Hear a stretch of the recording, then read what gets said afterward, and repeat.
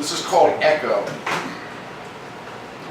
As I pour my words into the funnel of your ear, my hope is that a whisper remains after I've departed, an echo of myself resounding within, growing from a murmur into a mounting drumbeat, percussing rhythm that reverberates and fills up the chamber of your heart.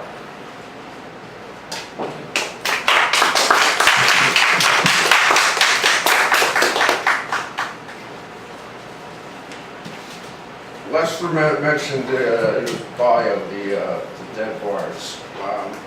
And this poem's kind of based on true events, when the dead bars were a little bit more closely knit. It's called Yonk Memory. After leaving the cold craft beers and chilled airs of Kildare's, we were challenged to find our prior parking place, routing through the uphill labyrinth of 1.5-way streets that traverse the Mount of Manioc. Our pilgrimage to find our vehicles took us higher, a hazy destination above St. John's Church, out of the clutches of the all-seeing eyes of the PPA kiosk cops who rarely dare to venture such a circuitous climb. 2.5 hours ago, deep-seated opinions boiled over, catalyzing a reaction from discussion to debate, without deliberation into irate argument, uncoiling inside the spiral bookcase, then out onto the black of Cotton Street. The quarrel weighed on me like the boulder of books, notepad, binder, and iPad strapped over my shoulders, a backpack packed to the max, imprinting an indistinct X of creeping clammy sweat across my posture as I plodded uphill like a turtle. My walking friend had a knack for pointing out that liberals like myself suffer from guilt over things they weren't directly responsible for, such as racism and poverty and injustice. I never knew what to make of those comments, but the visceral uneasiness panging through my organs over his flare-up discomforted me, and I tried hard as I could to shirk responsibility. I was not the lead car in this journey into the hills, nor a participant in the barbed conversation, just a fellow traveler with a vague sense of direction and an intuition that our pathway wouldn't follow the same course anymore. We located our cars, then I trailed along Main Street, making my way out of Manioc onto the Schuylkill eastbound. From there, I followed my headlights home. Since that evening, the brief road trip up Schuylkill never arrived at the exact destination again. My companion and I still talk, heatedly at times, and walk together, but primarily on level ground. I carry some indistinct remorse around with me, but not as a badge of liberalism as conjecture. Sometimes I just wish the past could be changed, that people didn't act so blindly, and damage wreaked during a tactless dispute could be undone. A rather conservative return to life before the fall, where we were crammed together, drinking wine, crunching wheat thins and cheddar, reciting poetry. All right.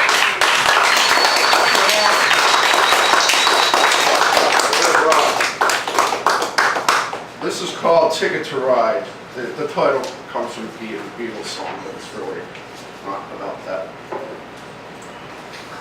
Someone sold Lionel a ticket to ride on a hot air balloon of existence. He kept it locked away for years, waiting for the perfect time to arrive, when he could finally begin his journey. Now retired, exhausted after working his life away for someone else, he concluded a vacation was in order, decided to finally cash his ticket in.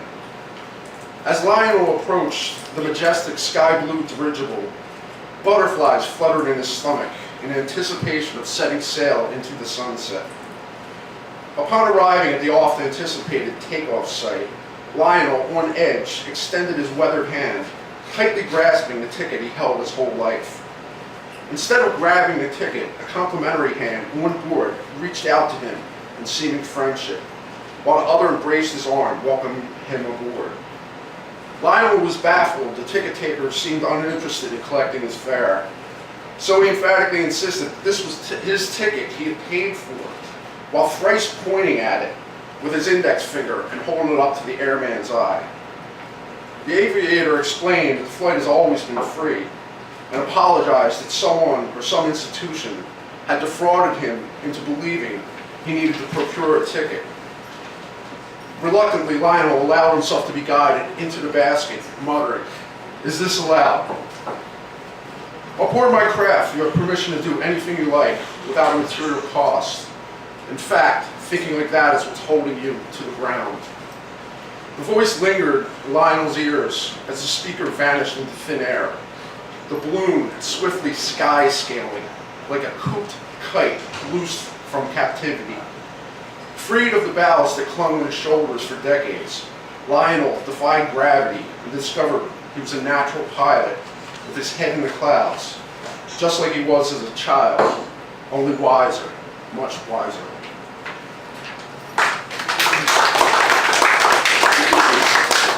And I'm going to end this. I hope I don't regret reading this.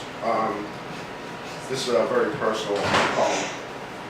It's an understatement of what I've been going through the last several months. It's called Upside Down. Are you guys expecting that today?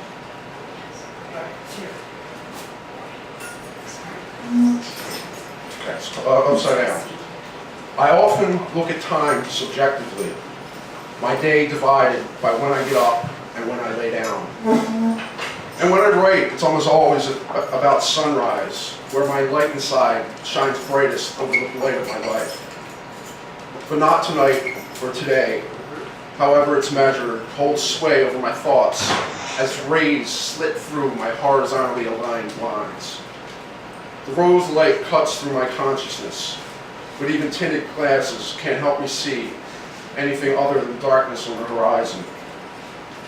Sundown clouds my vision with shadows, with no upside, a deep sleep about to set in, without any thought of resting in peace. This is my life right now, but I shall return after death takes its chosen victim, and I will learn what I need to survive on my own.